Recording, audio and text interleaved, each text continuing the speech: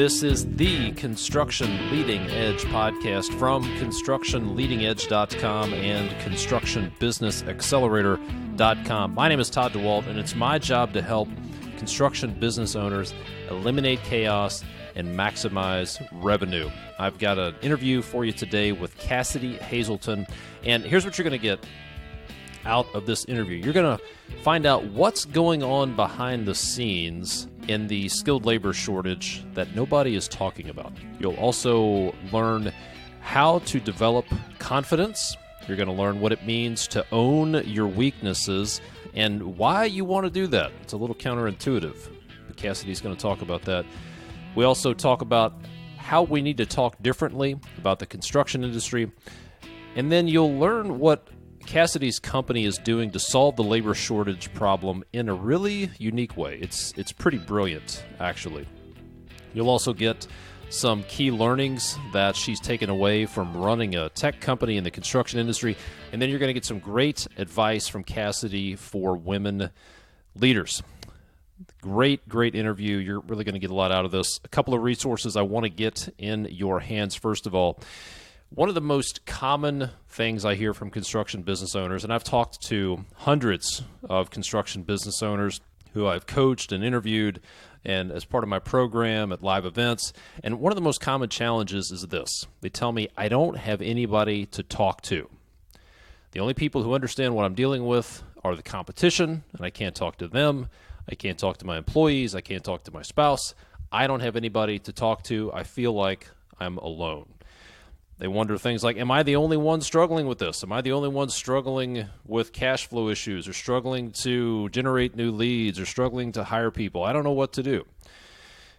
They say things like, I think this is a good idea, but am I missing something? Is there something in my blind spot that I'm missing? Well, if that's you, if you've ever said that, if you own a construction business or you're planning on starting a construction business, think about this. What if you could be part of a group of like-minded construction business owners? What if you had a network of people that you could tap when you need some help, when you have questions? If you have that idea that you think might work, wouldn't it be great to be able to tap into a network of other people and say, hey, this is what I'm thinking. Am I missing something? Have you tried this already? How should I do this? What do you think? What would it do for you to be part of a group and have the accountability? Do you think that being part of a group might help push you? Sort of like being part of a CrossFit group or going to the gym, being around other people who are maybe a little bit ahead of you. Would that push you to move forward, maybe give you the kick in the butt that you need? What would it do for you to be part of a group of other construction business owners that you could talk to, but they're not the competition? Think about this. How much is one good idea worth? How much is one good idea worth to your business? Well, if that's interesting to you, then you might be interested in my Construction Business Accelerator peer group program. It's going to put you, when you join, it's going to put you into a group of other construction business owners, like-minded, similar industry, different part of the country, so you can find out answers to your problems. You can share wins, you can get solutions, you're going to get access to the wisdom of the entire group. You're also going to be part of a private Facebook group where you get to be part of a larger group. So if you're interested in being part of a group of construction business owners, sharing resources, getting help, not being alone, then you might be interested in my peer group program. You can get all the details there right now for a limited time at constructionbusinessaccelerator.com/group, GROUP, constructionbusinessaccelerator.com/group. Get all the details there.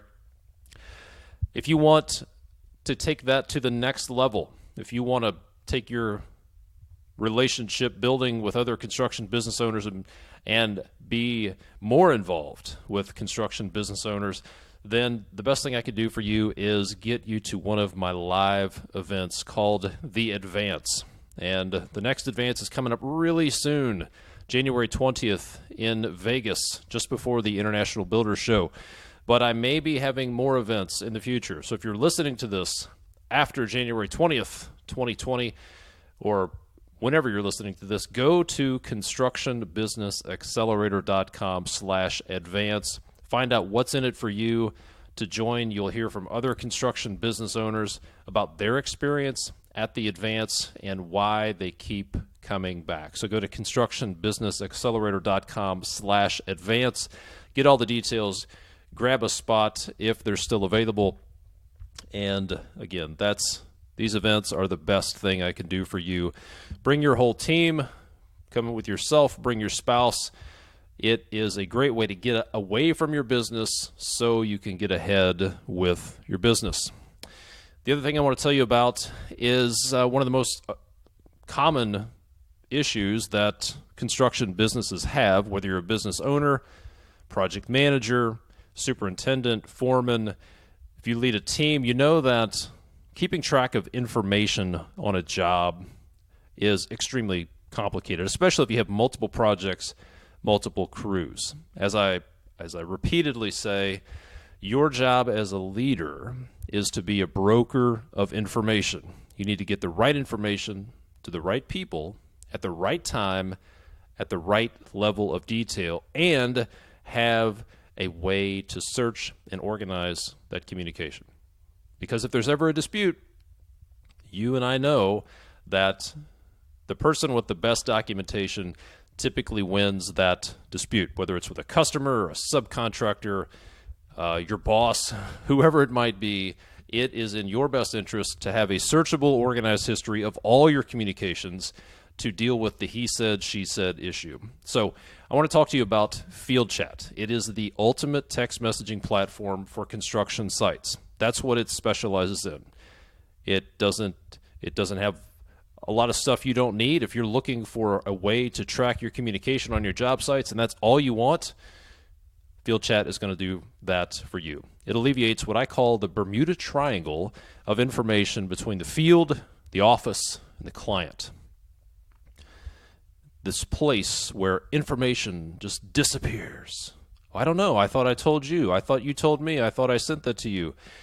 I thought you said this. I misunderstood. Eliminate the Bermuda Triangle of information with Field Chat. It integrates with text messaging. It also integrates with some of the big project management platforms out there. And here's what it means to you. Less chaos, more time. It's going to accelerate progress on your projects. It's going to help you reduce mistakes. It's going to help you reduce rework. And it's going to free up your time so you can do the stuff that you really want to do. And here's some good news. Field Chat is offering you, the Construction Leading Edge podcast listener, 15% off. So you can go to fieldchat.com/edge. That's fieldchat.com/edge and start streamlining your project communications. All right, now let's get to the interview with Kassidy Hazelton. Kassidy, thanks for being on the podcast. Let's jump right into it. You and your company, your team, are addressing the skilled labor shortage in a pretty unique way. What are you doing what are you up to these days to address that problem? Yeah, again, thank you for having me. And I'm addressing the labor shortage crisis in a new and innovative way through innovation and technology. I'm an industry expert to the workforce, and so I understand the industry's problems. That has allowed me to find unique and long impactful solutions to helping people get on projects faster. Essentially, I like to call it bridging rather than solving the labor shortage. So with that, I'm allowing professionals, dedicated construction workers, laborers, and tradesmen and craftsmen to provide their skills immediately on projects when there's downtime. And that means that most companies often struggle with proposals and bids not going through, funding not going through, when weather strikes, and you have a lot of people who are not able to work for a few weeks at a time, and which leaves them frustrated and leaving to go look for another employer. And so we're basically bridging that problem right in there, which will then allow people to temporarily provide their skills to other projects to relieve them of their timelines. as well as companies subbing out crews to help other companies complete projects on time, and workers building crews as well. So we'll give them access to just build a crew. Also with QR code stickers on work trucks to raise awareness to the jobs that are available in the industry, and with on-site support. Got it. So this is a similar approach to ride sharing, for example. This is using existing resources that are already there, and then resource leveling is another way to do this. I've seen companies that have done the same thing with heavy equipment. If you have heavy equipment available in your yard, you can outsource it, make it available. You get some income, and you get some revenue from that. And the user who has a demand, they don't have to buy equipment. They could probably get it at a lower cost. So how are you doing this? This is a great platform, but how are you actually connecting those people who are looking for gigs or freelance work, whatever you want to call it? And if you could clarify what you call that with, how do you connect those people who have the capacity with the employers who need it? Sure. Without tapping into too much of what I'm doing, I'm trying to keep some things under wraps just temporarily until I completely launch. I am launched, but we're still in development. But I've already created a database of workers throughout the United States that are seeking work. And so with that, of my candidates that I already have, I've already reached out to them, asking them if they're interested in providing on-demand work temporarily while they're looking for employment. And so with this process will allow us to immediately connect with them via text with the on-demand position, and seeing if they're available to take. With that process, just like a ride share of bringing people to pick people up on location, we'll have the worker already pre-screened as well, just to give some confidence of who we're delivering on a project. But outside of the general worker, we're actually vetting the most qualified professionals in the industry who are committed to the industry. And this is where the on-site support gives us a little bit more advantage, because when there's professionals like project managers, foremen, or superintendents who will often have downtime on their projects and won't work for a few weeks, those superintendents are actually qualified to provide a lot of skills, general labor, concrete needs, operating needs. And so really those people become the value and the asset to the company, and how we're able to get quality on projects effectively and still allowing them to keep their employment with other employers. And so really the communication comes between our team of communicating, but through also text messaging as well, and a job board of basically what jobs are available for candidates as well, gig workers. Got it. And what are some of the misconceptions that people have from the worker side? Typically, people have some misconceptions about a new service that they haven't heard about. What are some of the misconceptions that workers have, and then what's the truth? And then what are some misconceptions about what you're doing from the employer side as well? Well, right, because there is I don't want to say a problem with workers being interested in new ways to accept jobs, because often how people find jobs in this industry, which has become kind of a trend, and we all know it, is called word of mouth. And so really getting them to adopt a new piece of technology or solution to help them bring efficient timelines or accepting jobs faster hasn't been an issue for me at all. And there really isn't. I think there is a, misconception of why people don't think that, technology isn't good for the construction industry. But I hold a competitive advantage because I'm a female founder, and I'm really tackling a big problem within the industry.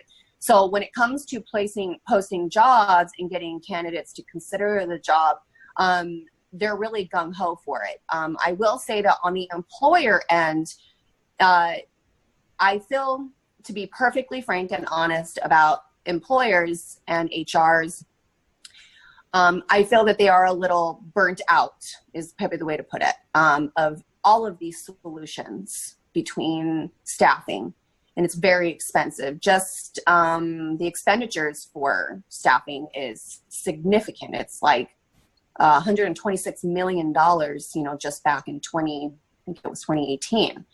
And so their hesitancy, you're right, there is something there that they're kind of really screening before they even consider a new process. But with this, and even my job board and the application, all these processes are free to use until either, let me rephrase that, I'm sorry.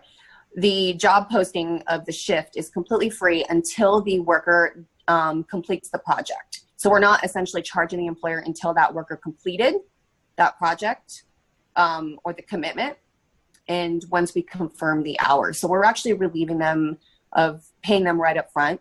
We're just going to charge them once they completed it.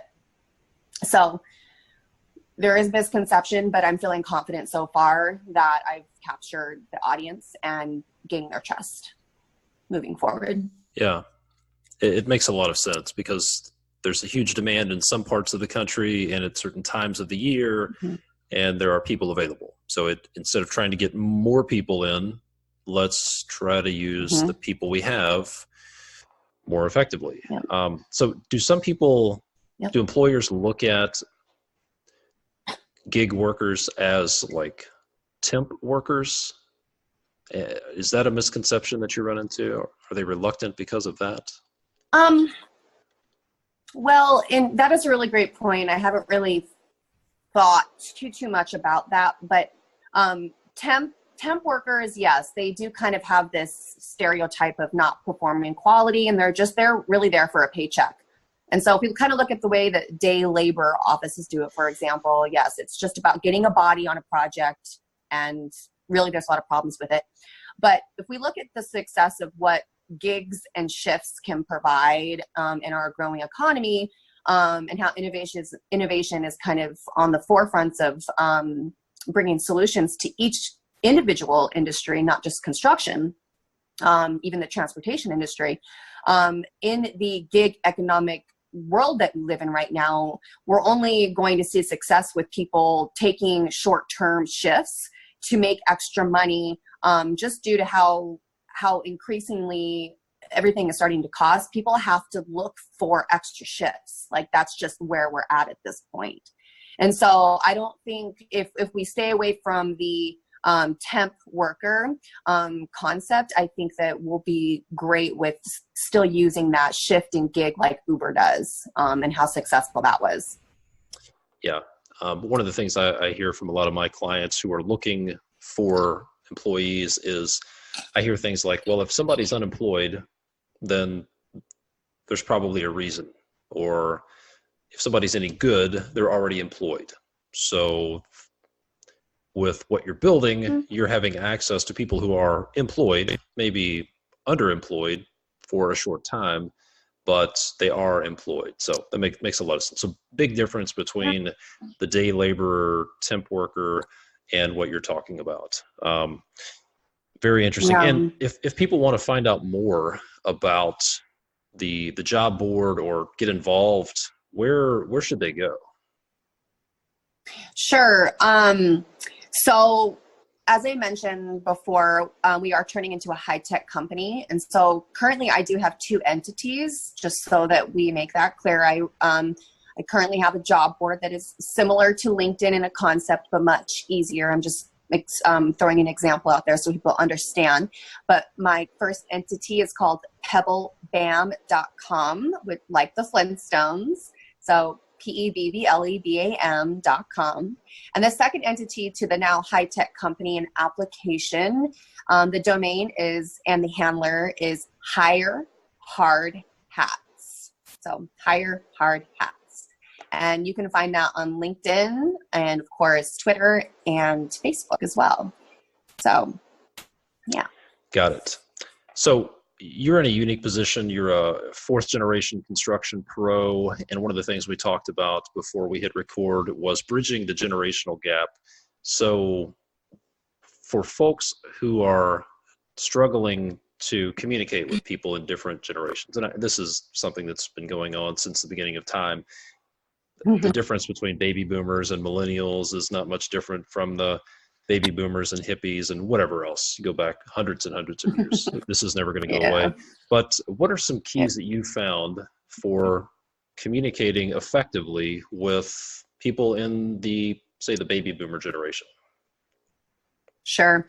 I know I mentioned to you earlier about some insights that I had, but more and more that I'm thinking about it, that I didn't tap into was just, I think the way things are changing and the transition between the boomers getting ready to retire within the next 5 years, leaving the millennial generation to surpass the boomers, and with boomers retiring earlier in this industry, it's really important, I think, during this transition to find a cultural standpoint in the company.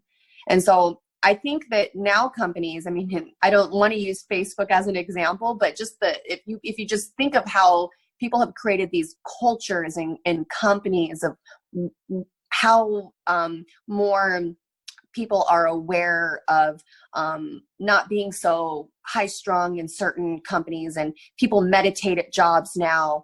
People are very aware of mental health in jobs now, and being a little bit more understanding. And I think that's going to be important for millennials to adopt into this industry, because if we look at every other industry right now, things are up to speed, but construction is not. And I think that really what is going to create a block for millennials in our future coming into this industry is not applying some of those things that we are constantly brought awareness to through social media, for example, of some of the key topics to what makes a business thrive today, and creating your culture and a team. And so with my knowledge and because I'm a millennial and my father is a boomer, it's been really the biggest thing that my dad really hounded me on for quite some time when I was doing all of this was building that relationship, that constant face-to-face, in-their-face communication. It has to be done. It's imperative to this industry. And it's important for millennials in our future to know that you have to be out at conferences, events, you have to make an appearance, and you've got to be on projects, and you have to be able to build that relationship with them. And I think that's going to be key with transitioning the boomer to millennial. So those are, yeah. Mm-hmm. We'll flip that. Mm-hmm. What advice would you have for the older generations, myself being one of those, when it comes to engaging with and communicating effectively with millennials? You know, I have a couple, if there's the concept that people often use in companies, or a task or exercise that helps companies build more communication and keeping everybody on kind of the same level and happy and cultural in your company, which it may seem silly to the boomer generation because work ethic is such a imperative thing in this industry to perform. I've been told that having ping pong tables, bear with me here, ping pong tables is actually an exercise that millennials often use to open creativity and to create a more comfortable, friendlier culture in a company, and to keep everybody happy as well.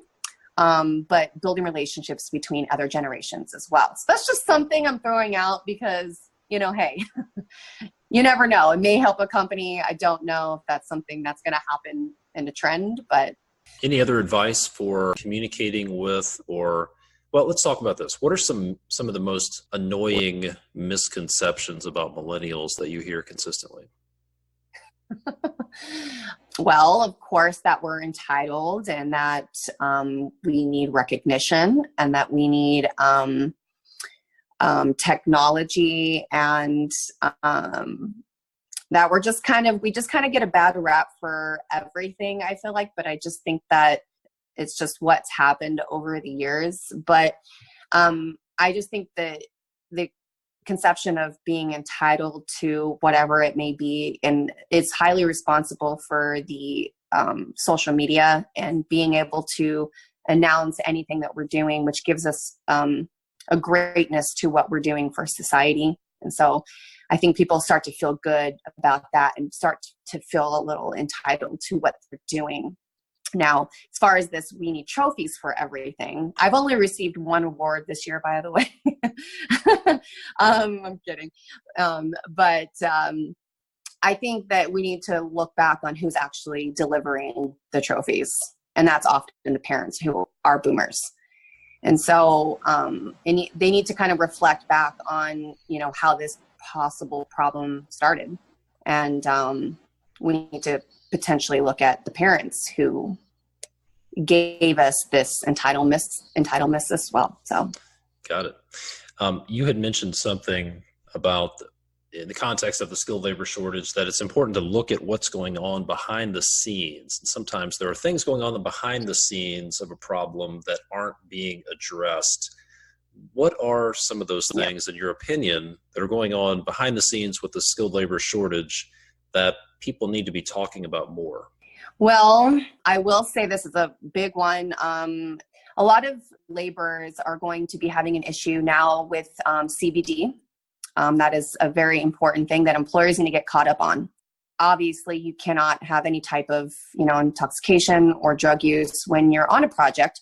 But now that, because we're dealing with a legalization and CBD products, it is affecting employers and bringing people on projects. So that's kind of like a behind the scene thing that has become more of a topic, especially between my partner and I, and how they're running into that problem as well. And so I think that's something that people need to start addressing right away with the skilled labor. Yeah, I've heard people talking about that for a year or so, saying, hey, this is a problem. And it seems to be still a problem. But that's a tough one for people to get their arms around, because insurance companies don't want to cover a situation where somebody is under the influence of marijuana, even if it's legalized. So that is a tough one. I'll tell you one thing that, in my opinion, is not being talked about enough behind the scenes. I did some research on this, and the separation rate in the construction industry. So out of every 10 people in the construction industry, 6.7 of them are either quitting, getting fired, or getting laid off every year. Hey, Todd here. Let me ask you a question. Have you ever wondered how the big, successful contractors do it? How are they growing consistently? Why don't they have cash flow issues? What are they doing that you're not doing? I've got some videos that I want to get in your hands that will explain some of the secrets of successful contractors. You're going to learn the one hidden cost that causes a lot of contractors to bleed cash, and they don't even know it. There's this new way of thinking, new way that is new to small business owners, but frankly, it's how big businesses operate.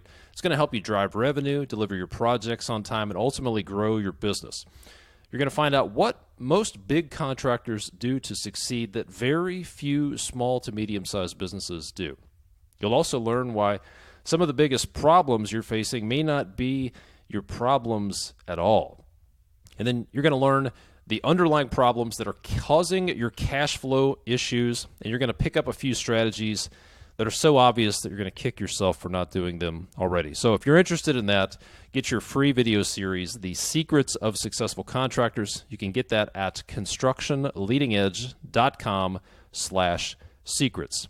And if you need links to any of the information that I mentioned in this podcast, but sending a text would be simpler for you, then just do that. Send me a text, 859-667-2015, and let me know what you're looking for. If it's the secrets, let me know that. If it's about the advance, if it's about field chat, if it's about the peer group, whatever it might be, let me know, and I'll send you that link. I'll tell you one thing that, in my opinion, is not being talked about enough behind the scenes. I did some research on this, and the separation rate in the construction industry. So out of every 10 people in the construction industry, 6.7 of them are either quitting, getting fired, or getting laid off every year. And that number has been increasing from 2015, 2016, 2017. It's increasing, which tells me, well, one, that's quite a bit worse than the national average. So that tells me we don't necessarily have a labor shortage. We have a turnover problem. And why do we have a turnover problem? It's well, yeah. What do you think about that? Yeah, Yeah, I would love to answer this. I'm anxious to answer this because as a millennial, I'm caught in the middle. So I see a lot of things that are between both generations. And I could be wrong. There's a lot of different, opinions to why this perhaps is happening. But if we were to just look at our future generation and kind of leave, our skilled labor, like the true laborers, maybe perhaps even the illegals that are in the industry, those are people who are just in this industry. But we were to think of our high school kids right now, there is better opportunities. Yes, there's a lot of pressure for them to attend college and have this, huge scholar opportunity. I think that people consider construction as the industry, and they're really putting a lot of pressure on the topic, especially here in Arizona, that people need to, go into construction, you don't have any college debt, things like that. But when they come into this industry, they realize that the stress and the negativity in this industry is too much. And I'm only saying that because I have been from bottom to top of my customer interviews and experiment over this past few months. And everyone was great. But I really get to talk authentically with a lot of people in the industry. And there's a lot of negativity. And I think that with the transition, that people are just like, whoa, like there is so many other awesome things going on in our economy today that isn't going to leave them digging a ditch, dealing with a really upset, negative contractor who just, I don't know, it just is, I don't want to say, rude and mean, but sometimes they can be it's just too much sometimes. And so, yeah, I really feel like that affects some of the turnover, and people just like, forget this, I'm going to go check out another industry.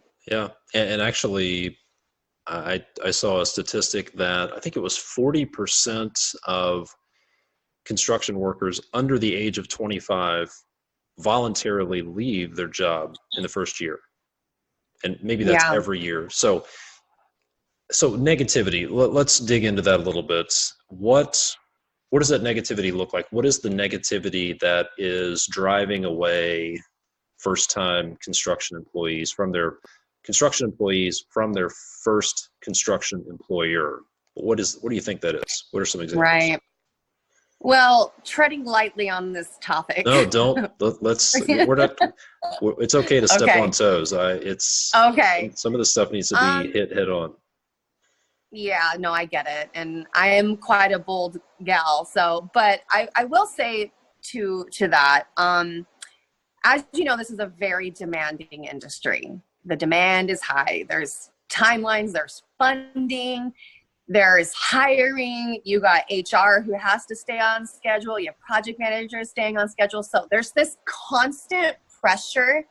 It's like a pot, a teapot. You're building this pressure that is just going to eventually get the kettle to open and blow the steam out. And so I really feel that with certain people, I don't want to name out specifics people in the industry, but they get to this point where they take it out on the wrong people. Mm-hmm. Perhaps the new kid on the block that's coming in, checking things out because dad said, you need to learn a skill. You need to go on and check out construction, whatever. They've been told they can move up, make a great salary in a few years with no college debt. But the truth is, a lot of the times, you have a contractor who's yelling at the super. You got the super who's yelling at the PM, and then you got the PM yelling at his whole crew. And there's really just everyone's stressed out. And I think you got the young kid out there that's like, whoa, these guys are just intense. And the only reason why I'm really throwing my explanation out there is because, one, my boyfriend's a superintendent, travels on the road. I've even traveled with the crew for about 6 months. So I know what's going on. And I'm not saying my boyfriend's negative, but he's under a lot of pressure. He's under a lot of pressure. And he tells me about the guys that comes on, and he tells me the truth. And that's really it. Well, I have seen business owners smash cell phones out in the field, throw hand tools across shops, yell and scream, and they think it's okay. Yeah. And maybe that stuff worked. I think that stuff did work. Actually, here's an example. I heard a story about a guy was walking a piece of property that was a former location of a construction business that had been closed. It was actually closed for 20 years. The property was vacant, really nice piece of property. And this newer construction business owner, not that new, was walking through it. And the old guy gave this advice. Like, it's for some reason, he said, you know what, with employees, you got to rule them with an iron fist. And I thought, well, that's why your construction business, that's why you're selling this property and you're not selling a business. Yeah. Because of that attitude. So that, and I've heard old superintendents brag about firing every carpenter in the union hall, and they treat them like dogs. And maybe that stuff works. They're replaceable. They're replaceable is another one. And yeah. And stuff like, I've heard superintendents early in my career say, you get paid for what you got from the neck down. And maybe that stuff worked in the 70s and 80s and maybe even the 90s. But it doesn't work. Right. So like the message I'd like to get out there is we are looking out there for the solution. Like we think, well, we got to get more people in. Guys like Mike Rowe and Kassidy, you guys got to get busy, bring us more people. But the problem is the turnover. And if you dig down, we're dealing with leadership issues. We're dealing with low emotional IQ, right? People who blow up. And if Kassidy, if you're successful and Mike Rowe is successful and you guys bring 100,000 people into the industry and then 60% of them leave, whose fault is that going to be? That's on us. So yes, we need more people. We have an aging workforce, but if we want to keep them, then we got to look in the mirror and change the way we operate as business owners, train our PMs and superintendents and leaders to take good care of these people, or they're going to go somewhere else. Yeah, absolutely. You're right. Spot on. I'd like to just piggyback real quick on your comment to all of that. And, I really think it's important to have a woman leader in construction. It really has given me such an advantage in the industry, especially on LinkedIn. My network is just growing, and young women are really attracted to my energy that I'm bringing to this industry. And, I think that, a woman as myself, especially with my background, is great for leading our youth and women into this industry too. Guys, of course, it's a hard job, and women can't do this job, as a man can. I mean, we can, but there are things that we just can't do on a project. But it does help people and our youth follow and lead a generation into this industry. So definitely helping. Yeah, absolutely. And I'm glad you brought that up. Yeah. So talk for a few minutes. There are quite a few women who are in leadership positions or aspire to be in leadership positions listening to this podcast. What would you say to them? What are the excuses they're hiding behind? What are the stories that they've heard or they've told themselves that need to be flipped? What would you say to those ladies that aspire to leadership in the construction industry? Right. It definitely does take a very bold woman, entrepreneur, if that's what you're leading into within the industry, or whether it's just a job in the industry as a woman.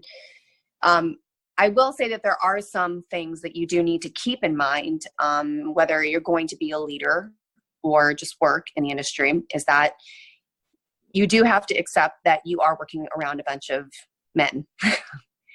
And there are some things that I don't like to say adapt to. We should all be equal in a sense, but not every woman could be cut out for this industry if you don't have an open-mindedness to being in such a male-dominant industry. And those are just the facts. I think that whether it's going to be a leader or if you're starting a company, you kind of have to have a no fear attitude. You really have to just do everything in spite of fear. literally, because there are times where I am like, what am I doing? This is so much bigger than I am. And I get scared, and I'm a human. I have feelings. And sometimes, as a tough industry, you have to learn to kind of keep those feelings aside, and work past them the best you can. And I think it also helps with finding another woman who you look up to in the industry. Like mine was Lorraine Bergman from Caliente Construction. I met with her at a summit, Women in Leadership Summit thing I went to. And that was kind of the beginning of feeling more bold, and feeling as if it's okay to come into this industry. So as a woman, if you're listening, whether it's me, find that woman that you can lean on and even reach out to and look up to in the industry. Yeah, great advice.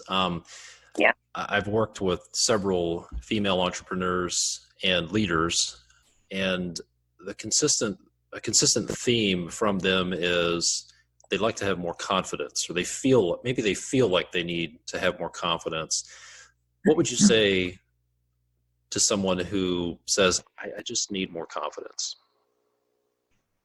Well, I kind of like this question because so many people are going to answer it differently, but I feel in order to be confident in anything that you're doing, you have to be able to own your weaknesses, meaning the things that you may struggle with, be more open to talking about them and accepting that you may not be great at this thing, but you're really good at this other thing. And that's okay, because we can't be good at everything. So being aware, and, whether it's someone you talk to, or if you, seek a counselor, whatever it is, if it's something that may be like a work ethic, or, you're not good at math, or you're not good at reading, whatever it is, own it. Absolutely own it. And that helps build your confidence. And the reason I'm tapping into that, because as I mentioned before, I do have a little bit of dyslexia. But that kind of gives me this superhuman strength to solve problems, because we just don't see how everyone else sees. We mix things up, but with that has given us this way to find ways to succeed. And it's not a weakness. It's a unicorn strength. I don't care what anyone says. If you look at Steve Jobs, had dyslexia. Albert Einstein did. Henry Ford, Cisco Systems, the Anita from the Body Shop, all of those entrepreneurs had dyslexia, and look at them, and till this day. And now I own what I have, and it's just given me this like super boost of confidence. So yeah. There's a fascinating book called David and Goliath by Malcolm Gladwell. And there are a couple of stories in there about, there's one specific story about an attorney who had dyslexia. And the whole point of the book is what appears to be a weakness can often be a strength. And this specific attorney who had pretty severe dyslexia and struggled to read, it appeared to be a real liability as an attorney who has to read a lot. But because of that, it made him much better than his peers, and he was vastly more successful because of what appeared to be a liability. So I'm curious, how does that show up as a superpower for you when it comes to solving problems? Yeah, and I'm glad that this is great to talk. So I'm actually submitting this topic into the Phoenix Startup Week and presenting this specific problem. And so, all my life, I thought this was just a weakness. I really, really struggled with it. But I realized once this fell into my hands, and the irony that was coming behind it, as I mentioned, I was even born on Labor Day. I mean, just what are the dang chances of that? But I realized that no matter what came at me, I could teach myself in this insane amount of time. I mean, quick. I taught myself business, tech, software, web development in less than a year. I literally had no background in any of it, but it's because I only know how to problem solve. I only know how to figure things out. I just don't know any other way. And I was determined, and just a little bit of doubt, from my dad. He's like, good luck, I was like, screw that. I'm going to show him. And cause I'm a stubborn girl, or whatever. I realized that I was able to problem solve my way through all of these challenges that people spend years in school for. And I just whipped it up. I whipped up 2 businesses, an LLC and a corporation, in less than a year. Built an entire job board that has functionalities like LinkedIn, and fundraised on my very first ask. I didn't even have to go around and fundraise like how people do 200 times, if that. I pitched once and got an investor. And I'm throwing these things out there because I started owning what my weaknesses were. Yeah, I'm not the greatest speller. I don't read that well, but when I want to read something, I'll read it. But all I have to do is look at something, and it's like my mind does this mathematical equation, and I'm done, and then I figure it out, troubleshooting, back-end software, all of it. I mean, it was mind-boggling to me that I did this. And I didn't realize it until this business came in my lap. So yeah, very cool. Interesting. Yeah. So I was thinking about this quote the other day. It's like, sometimes what appears to be a setback is really just a setup. Yeah. Yeah. So it depends on how you look at it. I've heard some old preachers say the only difference between a hurdle and a stepping stone is how high you're willing to raise your foot, or something like that. So, well, that's great. Yeah. I love that. How to develop confidence, own your weaknesses. Don't try to hide it. I've worked with people in the corporate world who spent so much time trying to look and sound like they know what they're talking about without actually knowing, that I thought, you know what, if you would put half of that effort into actually knowing something and just stop trying to cover it up, and then say, I don't know. Some of the most powerful words you can say to someone is, I don't know. Yeah. I don't know. I'll find out. I'll find out is better. Or, that's not me. That's not my wheelhouse. To be confident enough to say that's not my strength, and really understand, what are you the best in the world at, instead of trying to be all things to all people, or really what it comes down to is just trying to impress people or caring what people think. Yeah. Well, and I think that's where a lot of the mental health comes into play. We won't tap into that, but I'm just, bringing it up is, a lot of people try to, put on this front of, who they think they're supposed to be, when really there's this spiritual person that who they actually are. If they were just to carry on that authenticity and own the weaknesses and your strengths, it's just amazing what success can arrive if you just own to, be your authentic self in life versus being someone you're not. So yeah, absolutely. And this topic of authenticity is something I've heard a lot about. I've heard a lot of people talk about it. Actually, I heard Mike Rowe talk about this at a conference recently. And from a leadership standpoint, if you want people to follow you, then you have to be authentic, and you have to be able to say, you know what, I suck at this, and you're really good at it. You're better. You're better at this than I am. And that's really true leadership. And that's what empowers people. I'd like to go down a little bit of a sidebar here. You mentioned that you raised some funds for your business. What are some of the things that you learned going through that fundraising process that you were like, wow, I didn't expect this? Yeah, sorry, my dogs might be barking here. So to the fundraising, I really had no idea what I was doing. And I've learned everything that's been kind of coming at me. I learn as I go. And so that came along with attorneys and just understanding how things need to be done. And I think with the experience of it was very exciting. And I think it's important to have people root you on and support you, whether it's just one person or many. That extra support really allows you to move forward with what you're trying to create and ask money for. Because asking money for anyone I think is always a challenge.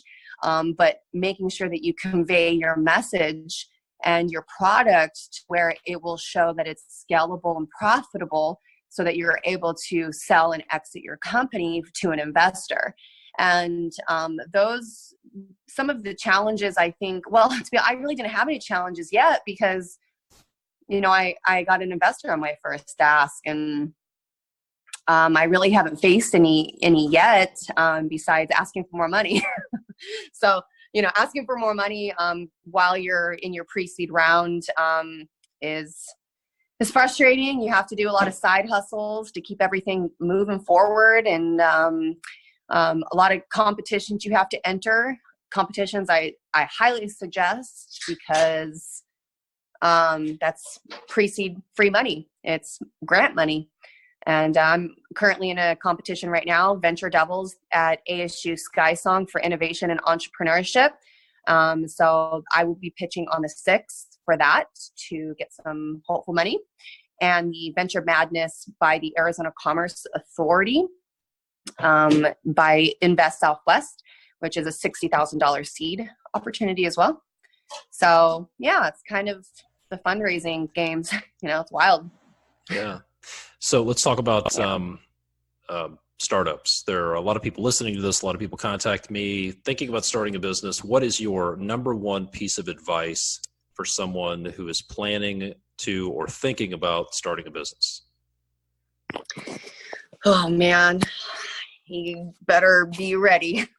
Be ready. Have support, but when you're getting ready to go into whatever it is you want to solve or do, really make sure that you give it some thought in whether it's something you want to solve or you just want to, I guess I'll put it this way. If you want to just live, a basic life, make some money, just have things easy in life, then look at something that would maybe be that you can sell online, like through commerce and through manufacturing. Those are things that I suggest if you are, depending on what type of business you want. Now, SaaS applications, if you lead into that, you better be ready to make the risks and sacrifices that comes along with it. Because just like how you hear on a lot of entrepreneurs talking about the sacrifice, the financial sacrifice, the everything, it's not cut out for everybody, and it's very stressful. But as long as you have that entrepreneur spirit, creativity, and the willingness, then go for it. Start small, and make sure you are in the face of the entrepreneur community. That will kickstart any startup you want to do, meaning Phoenix startup events like here in Phoenix, workspaces, incubators is what they're called. So I'm at Galvanize. Galvanize is an incubator workspace. From there, you get the resources that you need. A lot of it's free, so keep that in mind. There's a lot of free entrepreneur resources out there. And then from there, you get approached by potential accelerators and competitions, and there's so many people willing to help you. So don't be afraid in the startup community. Just be ready to have a side hustle, maybe 3. 3, whatever you got to do to keep that money coming. And that's my best advice for sure on that. Great advice. Great advice. Well, I really appreciate you taking the time. And I appreciate you sharing and being transparent with what you're up to. Once again, if people want to find out more about where you're at, connect with you, learn about the platforms that you're building, where are the best places or the best place to go? Sure. Well, just to me in general, of course, I'm on LinkedIn. If you want a good, feed, definitely follow me. I always keep it really fun and interesting and real. So that's Kassidy, Kassidy, and Hazelton, Hazelton, Kassidy Hazelton. And as well as Facebook and Instagram as well. Same name. And then through the social handlers, the application is Hire Hard Hats at hirehardhats.com, LinkedIn, Facebook, Twitter, Instagram as well. And my job board, of course, you can always check out at pebblebam.com. Fantastic. Thanks so much. This has been a great conversation. It's going to help a lot of people out, and I appreciate you taking the time to do this, Kassidy. Thank you. Yes. There you go. Hope you enjoyed that. Be sure to connect with Kassidy Hazelton. You can go to her website, hirehardhats.com. That's HIRE, hardhats.com, and pebblebam.com. Link up with her on LinkedIn, social media. She's doing a great thing, working hard to solve the skilled labor shortage problem.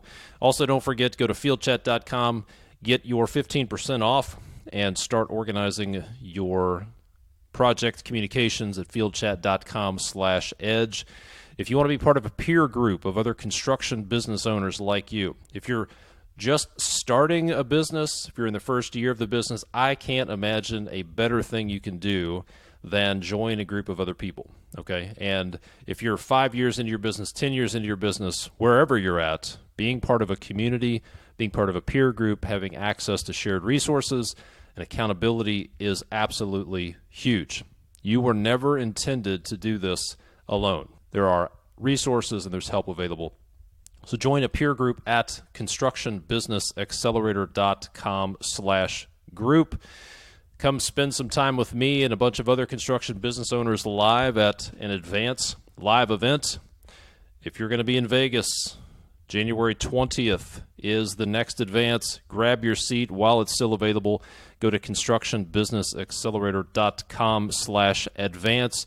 And thank you so much for the ratings and the reviews, for the messages. If you could take a minute and do two things for me. If you get value from this podcast, I would greatly appreciate it. If you could leave a rating and a review on the podcast player of your choice. If you're listening on your Apple device, if you could go to Apple Podcast, leave a rating and review. That would be fantastic. That helps get the word out there. And then if you could share this podcast with somebody who would get value from it.